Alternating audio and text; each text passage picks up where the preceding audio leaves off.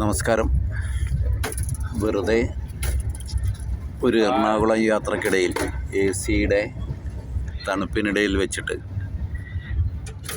പുറത്തെ കാഴ്ചകൾ കണ്ടുകൊണ്ടിരിക്കുമ്പോൾ തോന്നിയ ഒന്ന് രണ്ട് കാര്യങ്ങൾ, നമ്മുടെ കേരളം എത്ര മനോഹരമാണ് എന്നുള്ളതിൻ്റെ ഒരു നേർക്കാഴ്ചയിലൂടെയാണ് കടന്നു പോകുന്നത്. എങ്ങും പച്ച പിടിച്ച പാടങ്ങൾ. എന്നാൽ അതോടൊപ്പം ചിന്തിച്ചത്, ഈ പച്ചപിടിച്ച പാടത്തെ ഈ നല്ലവരായ ജനങ്ങൾ നമ്മുടെ മഹത്തായ സംസ്കൃതിയെ അറിയാതെ പോകുന്നല്ലോ എന്നുള്ള ഒരു വലിയ വിഷയമാണ്. 7 ലോകാത്ഭുതങ്ങളെ പറ്റിയെല്ലാം നമ്മൾ പാഠപുസ്തകങ്ങളിൽ പഠിച്ചിട്ടുണ്ട്. പക്ഷേ 7 കൂടി ചേർത്ത് വെച്ചാൽ ഒരു മധുര മീനാക്ഷി ക്ഷേത്രം പോലും ആകില്ല, ഒരു എല്ലോറ ഗുഹ പോലും ആകില്ല.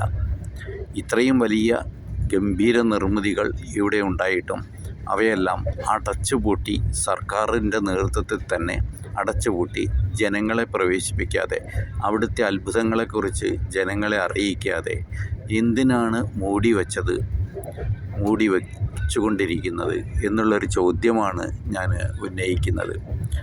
താജ്മഹലിൻ്റെ അടിയിൽ പോലും അടച്ചുപൂട്ടിയ കുറേ ഭാഗങ്ങളുണ്ട്.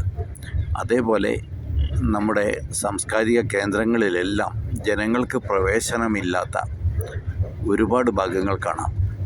അവിടെ ഗ്രിൽസ് ഇട്ട് അടച്ചിരിക്കുന്നു, കല്ല് വെച്ച് മൂടിയിരിക്കുന്നു, സിമൻ്റ് ഇട്ട് മൂടിയിരിക്കുന്നു. എന്താണ് അവയ്ക്ക് ഉള്ളിലുള്ളതെന്ന് ലോകത്തെ അറിയിച്ചാലല്ലേ നമുക്ക് ടൂറിസ്റ്റുകളെ അതിലേക്ക് ആകർഷിക്കാനോ ഭാരതത്തിൻ്റെ മഹത്വം മറ്റുള്ളവരെ കൂടുതൽ അറിയിക്കുവാനും കഴിയുകയുള്ളൂ. ഈ ചോദ്യം നിങ്ങളിലേക്ക് വെച്ചുകൊണ്ട് ഈ വീഡിയോ അവസാനിപ്പിക്കട്ടെ. നമസ്തേ.